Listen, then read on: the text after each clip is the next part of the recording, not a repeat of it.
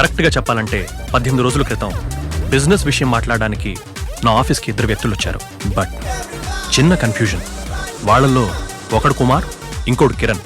Business విషయంలో నాకే పాఠం చెప్దామని ట్రై చేశారు. కిరణ్ అన్నయ్య నేను ఎందుకు వచ్చామో బహుశా నీకు అర్థమైందనుకుంటా. కిరణ్ అన్నయ్య చాలా కష్టాల్లో ఉన్నాడని మిస్టర్ విజయ్కి తెలియని విషయం కాదు. అవునవును, నాకు తెలుసు. నిజం చెప్పాలంటే అతని సమస్యలు తీరడానికి నేను ఒక కిడ్నీ దానం చేద్దామని ఆలోచిస్తున్నాను. ఏమంటావు? Is that made to be funny mister Vijay? ఏంటి, నచ్చలేదా? చక్కగా నా దగ్గర నుండి డబ్బులు తీసేసుకొని ఇప్పుడేమో పంచాయతీకి మనిషిని తీసుకొచ్చావరా నా కొడక! విజయ్, ఏం నువ్వు చేస్తున్న పని? వదలు, వదలు! Look mister Vijay, Pavan group of companies MD CS Aravind garu మమ్మల్ని ఇక్కడికి పంపారు. అరవింద్ గారికి కిరణ్ అన్నయ్య చాలా క్లోజ్ ఫ్రెండ్. నిజం చెప్పాలంటే కిరణ్ అన్నయ్య చాలా ప్రాబ్లమ్స్ లో ఉన్నట్టు అరవింద్ గారికి నిన్నే తెలిసింది. Now Arvind sir is ready to clear all his liabilities, including yours. అతను అరవిందో గోవిందో నాకు అనవసరం. I must get my money. 11,280 పౌండ్లు. ఈ రోజు వరకు వడ్డీతో సహా చేర్చి ఇతను నాకు వెంటనే ఇవ్వాల్సిందే. అయ్యో లేదు కుమార్, అతను అబద్ధం చెప్తున్నాడు. అంత అమౌంట్ రాదు. ప్రామిస్ గా చెప్తున్నాను. ఆల్రెడీ నేను 4,000 పౌండ్స్ ఇంట్రెస్ట్ గా ఇచ్చేశాను. ఇదిగో చూడు, సంతలో గేదెల్ని బేరాలు చేసినట్టు నా ఆఫీస్కి వచ్చి నీ ఇష్టం వచ్చాడు వాక్కూడదు. నాకు డబ్బిచ్చావు, నీ దగ్గర ప్రూఫ్ అయినా ఉందా? ఉందా? ప్రూఫా? అది ఇప్పుడు ఏంట్రా, ఉందంటే నాకు చూపించు. నీ దగ్గర ఉంటే ఇప్పుడే చూపించరా, అంతేగాని కాకమ్మ కబుర్లు చెప్పకు. నీ దగ్గర ఉంటే చూపించరా. Show it to me if you have something in writing man. Kiran చేతిలో ఇలాంటి ప్రూఫ్స్ ఏముండవని నాకు తెలుసు. డబ్బు మీద అత్యాశతో నేనేమీ 4,000 పౌండ్లు ఎక్కువ ఇవ్వాలని చెప్పలేదు. నాకు ఇవ్వాల్సిన డబ్బులు ఇవ్వకుండా అనవసరంగా ఇబ్బందులు పెట్టినందుకు ఇలా చేశాను. తర్వాత పవన్ గ్రూప్ లాంటి కంపెనీ తోడుందని తెలిసాక నేను అడిగిన డబ్బు ఇచ్చేస్తారనుకున్నాను. కానీ నా అంచనా తప్పైంది. ఇచ్చిన డబ్బుకి లెక్కలడిగి చేయి చేసుకునే పరిస్థితి వచ్చింది.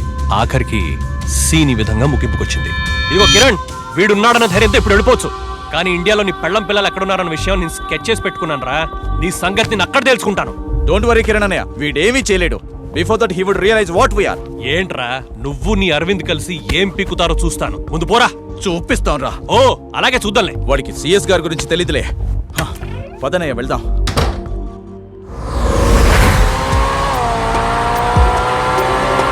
ఏదో ఆవేశంలో ఆ రోజు కిరణ్ మీద అలా కోపడ్డాను. తర్వాత ఆలోచించాక అది పెద్ద తప్పని తెలుసుకున్నాను.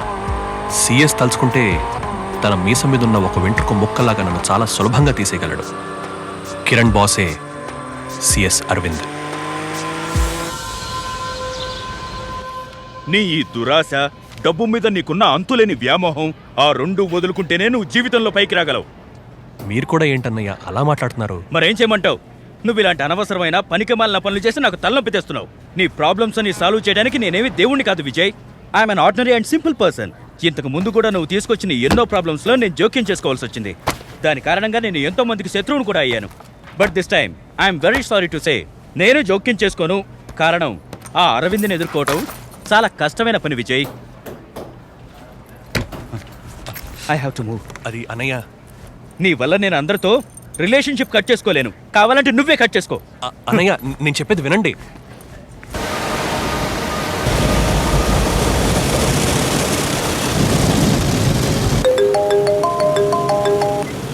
అన్నయ్య. విజయ్, అరవింద్ నాకు కాల్ చేశారు. రేపు మధ్యాహ్నం 2 గంటలకి క్రాయిడాన్ పార్క్ క్లబ్లో నేను కలవమంటున్నారు. ఎందుకంట? అది నాకేం తెలుసు. ఇంకో విషయం, మీ ఇద్దరికి పరిచయం ఎలా అయింది అని అడిగారు. కొన్ని ఫంక్షన్స్లో అప్పుడప్పుడు క్యాజువల్గా కలుసుకున్నామని అతనికి చెప్పాను. నువ్వు అరవింద్ గారితో ఇంకో విధంగా చెప్పకు, నన్ను తప్పుగా అనుకుంటారు. అది కాదన్నయ్య. మర్చిపోకు, రేపు మధ్యాహ్నం 2 గంటలకి అన్నీ మంచిగా జరుగుతాయిలే. Good luck.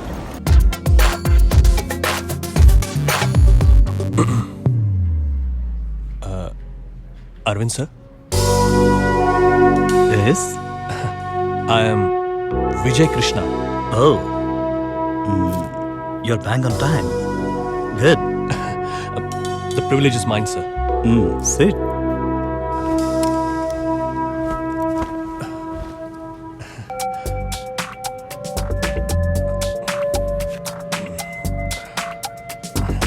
So, how are things? Going on, sir. Good. You should have guessed by now why I wanted to meet you. Kiran గారు నా గాడ్ ఫాదర్ లాంటి వారు. నేను లండన్కి వచ్చిన కొత్తలో నాకు అతను చాలా రకాలుగా సహాయం చేశారు. అయ్యో సార్, అది యాక్చువల్లీ అప్పుడు ఒక తప్పు ఇదిగా ఇచ్చాడు. సెంట్రల్ లండన్లో వీలర్స్ అని ఒక ప్రైవేట్ ఇన్వెస్టిగేషన్ ఏజెన్సీ నేను చెప్పానన్న కారణంతో నీ గురించి ఇన్వెస్టిగేట్ చేసి నాకు ఈ మెయిల్ పంపారు.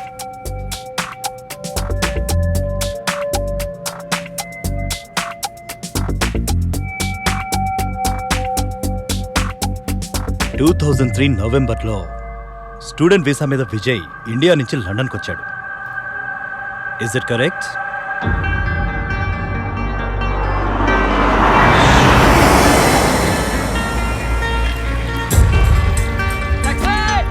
నా జీవితంలో జరిగినట్లుగానే విజయ్కి కూడా లండన్లో మొదటి కొన్ని రోజులు కష్టంగానే గడిచాయి, అవునా?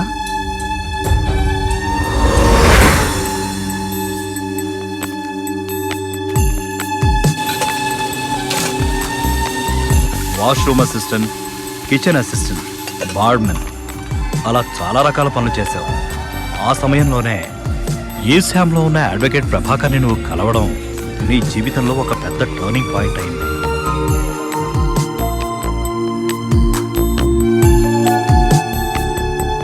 నిజమే సార్. లండన్కి వచ్చిన కొత్తలో ప్రభాకర్ గారే నాకు దారి చూపించారు. అది నేను చాలా గర్వంగా చెప్పుకోగలను.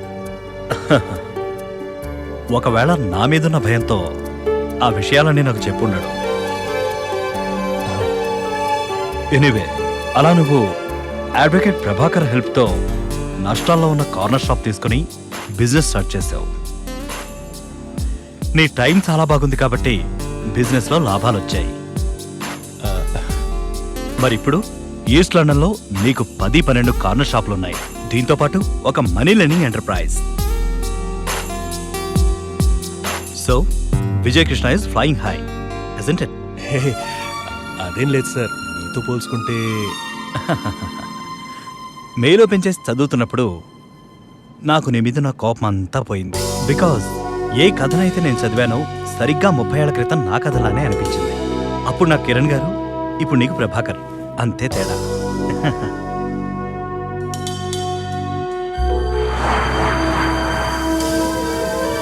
నేను కావలసినంత సంపాదించాను. ఇంకా సంపాదించాలన్న కోరిక చాలా కాలం క్రితమే పోయింది. ఎందుకంటే కష్టపడిన డబ్బుతో తృప్తి పడాలనుకుంటాను. అదే నా ఆశ. నా ఫ్యామిలీ లైఫ్లో చాలా ట్రాజడీలు జరిగాయి. 5 సంవత్సరాల క్రితం నా భార్య చనిపోయింది. ఆ నెక్స్ట్ ఇయరే ఒక యాక్సిడెంట్లో నా కొడుకును కూడా పోగొట్టుకున్నాను. He is only 26.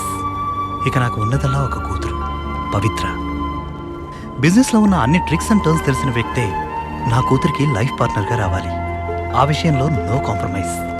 అప్పుడే నేను కష్టపడి సంపాదించిన ఈ ఆస్తికి ఒక అర్థం పరమార్థం ఉంటుంది.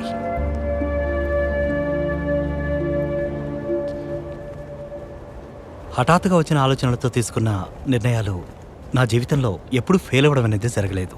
ఆ నమ్మకంతోనే నేను ఒక విషయం అడుగుతున్నాను. Can you marry my daughter? Sir,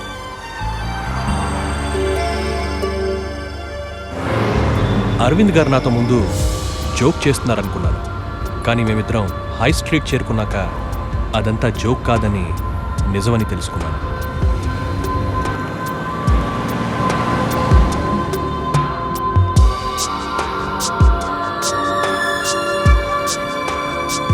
ఒక ముఖ్యమైన సీన్ చూపించడానికి నేను ఇక్కడికి తీసుకొచ్చాను. 5,000 బిలియన్ పౌండ్స్ ఆస్తి ఉన్న బిజినెస్ సామ్రాజ్యానికి ఏకైక వారసురాలు ఏం చేస్తుందో చూడు.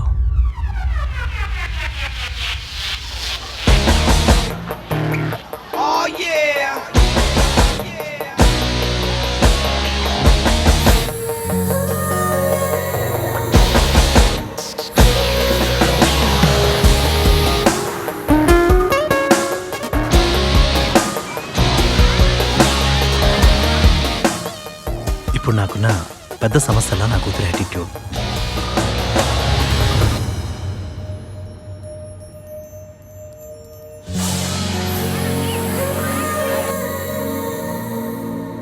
చారిటీలు, సోషల్ సర్వీసులు అంటూ తను ఎప్పుడు నాతో అంటూ ఉంటుంది.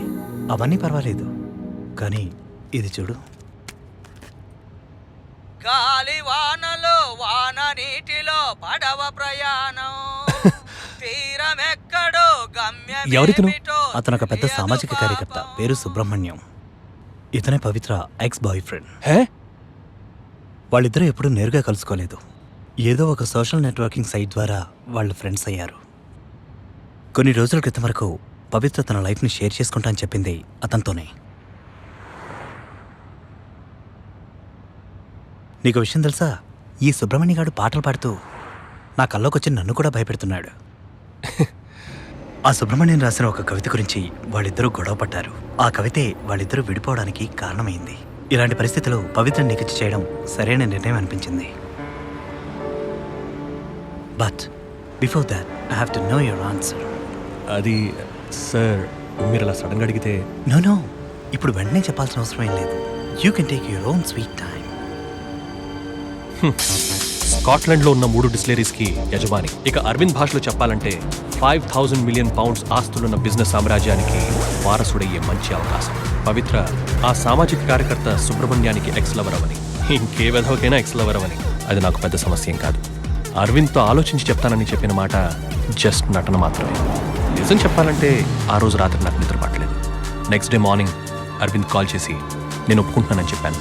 అరవింద్ చెప్పిన మాట నేను కాదనని ఆయనకు బాగా తెలుసు. ఏదేమైనా నా జవాబు ఆయన్ని పెద్దగా ఎక్సైట్ చేయలేదని నాకు అనిపించింది.